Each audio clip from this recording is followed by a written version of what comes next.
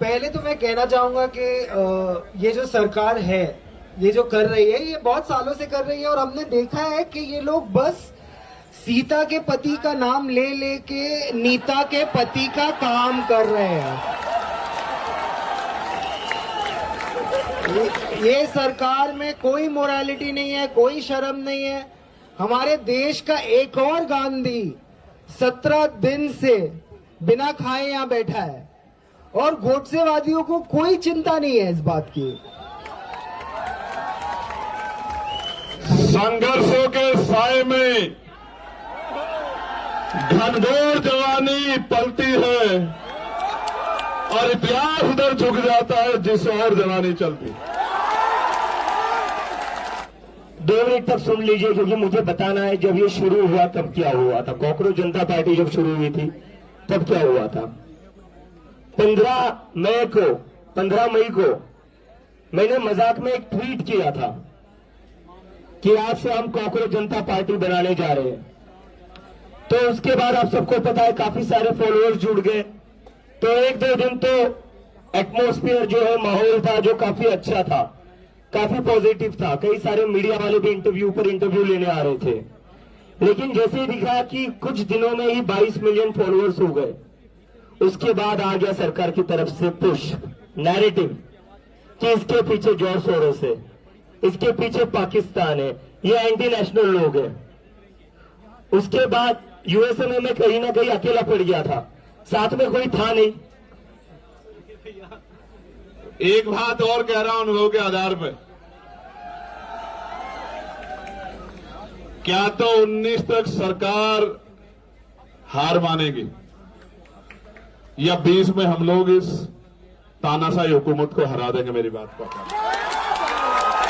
और मैं आज कह रहा हूं, संघर्षों के साए में घनघोर जवानी पलती है और इतिहास उधर झुक जाता है जिस और जवानी चलती।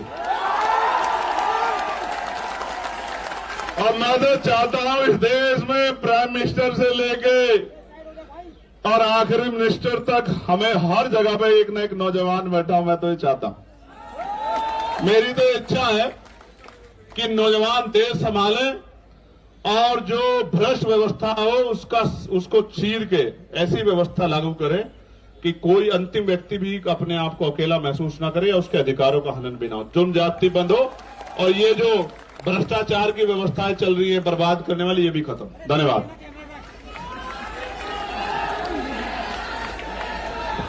जय जय जय जय जय भीम, जय जय जय जय जय भीम।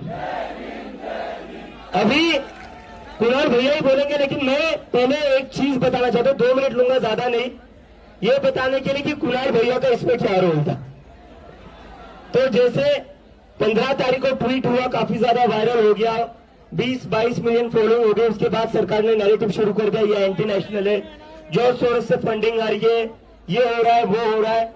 तो यूएसए में मैं तो अकेला बैठा हुआ था और मुझे समझ नहीं आ रहा था कि मेरे ऊपर ऐसे आरोप क्यों लग रहे, क्योंकि मैं तो इंडियन पासपोर्ट पर ही गया था और इंडियन स्टूडेंट के तौर पर ही गया था। तो अपने ही स्टूडेंट को एक दूसरी कंट्री में अपनी ही देश की सरकार नेशनल थ्रेट और एंटी नेशनल क्यों कह रही है, उस चीज का मुझे बहुत बुरा लग रहा था। क्योंकि वहां पर मुझे सारे लोग अभिजीत बोलकर नहीं जानते थे, इंडियन बोलकर जानते थे और उसी इंडियन को उसी की देश की सरकार एक नेशनल सिक्योरिटी थ्रेट कह रही थी। तो उस समय मैं काफी परेशान था। तो जो इंसान, मुझे जो सबसे पहला कॉल आया वो कुणाल भाई से आया और मुझे लगता है कि इसलिए आया होगा क्योंकि ये सबसे पहले इंसान थे जिनको एंटी नेशनल कहा गया था। तो हम भी कुणाल भाई के रास्ते पर चल रहे, और अगर इस सरकार का मजाक उड़ाना एंटी नेशनल है, अगर इस सरकार से सवाल करना एंटी नेशनल है, तो लगा दो सब पर केसेस। बस एंटी नेशनल क्यों बोल रहे हो? केसेस लगाओ, डालो जेल के अंदर। क्यों बोल रहे हो जॉर्ज सोरोस की फंडिंग है? ईडी सीबीआई लगाओ, कर लो इन्वेस्टिगेशन, बता दो कितने $1000 मेरे बैंक अकाउंट में पड़े हुए हैं। बस आरोप से नहीं लगे चलेगा, इन्वेस्टिगेशन भी करनी पड़ेगी आपको। दिखा दीजिए, सबके सामने सच रख दीजिए। और अभी मैं कुणाल भाई को कहूंगा अपनी बात रखे, उससे पहले बस एक सवाल है, मैं तमिलनाडु कैसे आएगा? भाई अब मैं दिल्ली आएगा, तू तमिलनाडु नहीं आएगा। तो पहले तो मैं कहना चाहूंगा कि ये जो सरकार है, ये जो कर रही है, ये बहुत सालों से कर रही है, और हमने देखा है कि ये लोग बस सीता के पति का नाम ले लेके नीता के पति का काम कर रहे हैं। ये सरकार में कोई मोरालिटी नहीं है, कोई शर्म नहीं है।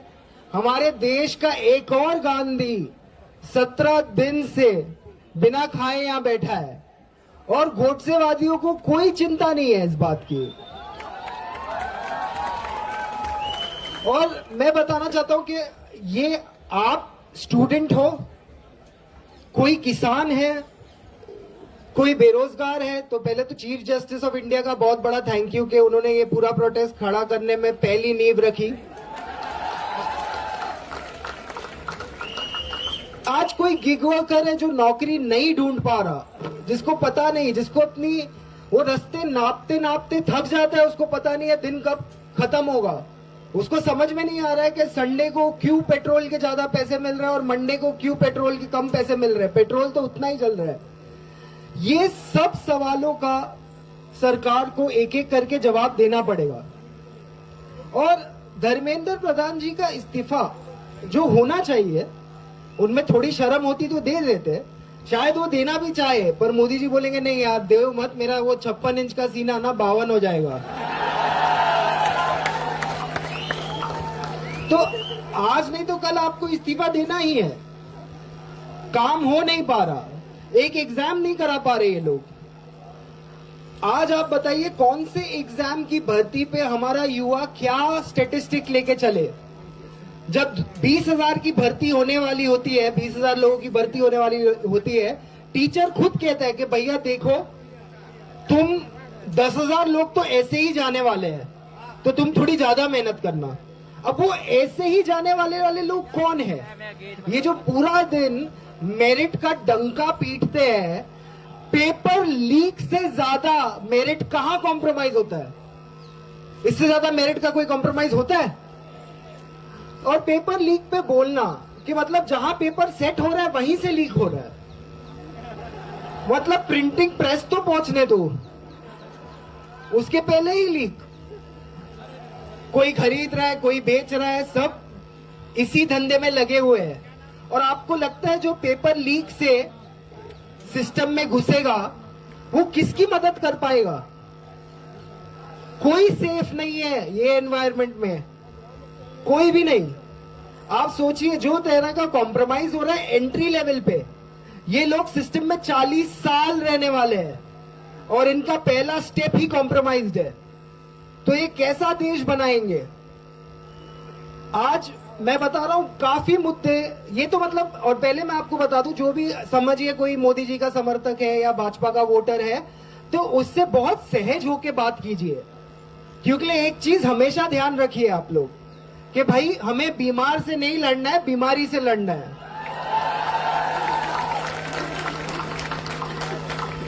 तो बस आप देखिए, उनसे बात कीजिए, उनको समझाइए। पर अगर वो लॉजिक पे आते हैं ना कि हाँ मोदी जी ने किया है, सोच समझ के ही किया होगा, तो फिर अपना समय और बर्बाद मत कीजिए, दूसरे आदमी के पास जाइए। ये सिलेबस को साइड में करके आप 6 महीने का गैप देके फिर रिवीजन के लिए आ जाइएगा। पर मैं आज कहना चाहता हूं कि ये देश सोनम वांगचुक जी के साथ खड़ा हो, ये देश अभिजीत दीपके के साथ खड़ा हो, ये देश वो स्टूडेंट्स के साथ खड़ा हो जिनके साथ खराब हुआ है, जिनके साथ पूरी तरह से अन्याय हुआ है। और आगे जाते हुए हम सब मुद्दों पे बोले। आज हम धर्मेंद्र प्रधान पे बोलेंगे, और इसके बाद हम एजुकेशन सिस्टम पे बोलेंगे, इसके बाद हम किसानों के लिए बोलेंगे, इसके बाद हम बेरोजगारी पे बोलेंगे। हम हर मुद्दे पे बोल सके उसके लिए स्पेस रहे, और स्पेस इसीलिए है क्योंकि मीडिया निकम्मा होके कोई चीज पे बोल नहीं पा रहा। आज मीडिया में बड़ी बड़ी नौकरी करने वाले एक सवाल नहीं पूछ पा रहे सरकार से, एक नहीं, हमसे पूछे जा रहे हैं आप यहाँ क्यों आए? अरे हम क्या डांडिया की प्रैक्टिस करने आए हैं? पेपर लीक नहीं होता तो नहीं आते हैं। पेपर लीक हुआ इसलिए आए। अच्छा आप आए हैं, दूसरे क्यों नहीं आए हैं? अरे भैया आप पहले डिसाइड करो आप क्यों आए हो। मीडिया का तो काम आप कर नहीं रहे हो, तो आए क्यों हो? और जो मेरे YouTube के साथी है, आप भाई आप मीडिया के, आपको जो सवाल पूछना है आप पूछिए, पर आप ये निकम्मे मीडिया वालों की लाइन पे क्यों सवाल पूछ रहे हो? आप स्वतंत्र हो, अपने सवाल पूछिए। आप इतनी दूर आए, आप वही सवाल पूछ रहे हैं जो मीडिया वाले पूछ रहे हैं। नहीं नहीं हमने सुना है, ये हुआ है, वो हुआ है। आप अपने सवाल, आप पहले तो अपने साथ बैठ जाइए और पूछिए अपने आप से, आप क्यों कैमरा लेके यहाँ आए हैं? वो पहला सवाल आप अपने आप से पूछिए, फिर उसके बाद आप सामने सवाल रखिए। आपको खुद नहीं पता आप क्यों आए हो? जो मेन स्ट्रीम मीडिया वाले 2-2 करोड़ का पगार लेके एसी स्टूडियो में पूछ रहे हो, यहाँ आप धक्का खाते वही सवाल पूछ रहे हो, और वो सवाल से किसी का फायदा नहीं होना, क्योंकि वो सवाल का कोई जवाब ही नहीं है।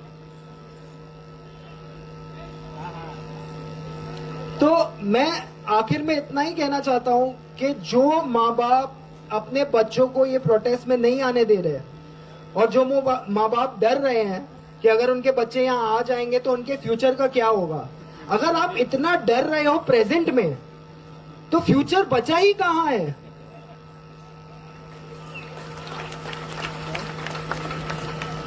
प्लीज जितना आप वक्त दे सकते हैं आप जुड़िए, और काफी स्टूडेंट मूवमेंट्स जो ऑल ओवर इंडिया है, उनको भारत का तिरंगा लहराते हुए इस आंदोलन में अपना समर्थन देना चाहिए। यही बात करके मैं आपसे अलविदा लेऊंगा। Thank you. 1 मिनट रुक जाइए। पिछले 10 साल से मैं कॉलेज में हूँ या मेरा जस्ट हाई स्कूल खत्म हुआ होगा, तब कुणाल भाई ने अपना पहला वीडियो डाला था, और जब से उन्होंने अपना पहला वीडियो डाला है उनके खिलाफ एक नैरेटिव बनाया गया है कि ये एंटी नेशनल है। लेकिन आज मैं चाहता हूं आप लोग बोलो कि Kunal Kamra is a hero. इन्होंने हमें बोलना सिखाया है, इन्होंने हमें बोलना सिखाया है, सवाल करना सिखाया है। यहाँ पर जितने भी बच्चे मेरी उम्र के, हम सबने इनकी वीडियो देखी थी। वो कौन सी वीडियो थी? मैं सीधा अंबानी जी को वोट क्यों नहीं दे सकता, मोदी जी बीच में क्यों आ रहे हो? वो सारी वीडियो देखकर हम लोग बड़े हुए थे। इन्होंने हमें बोलना सिखाया है। ये एंटी नेशनल नहीं है, हमारे हीरो है। तो कुणाल कामरा हमारे क्या है? कुणाल कामरा इज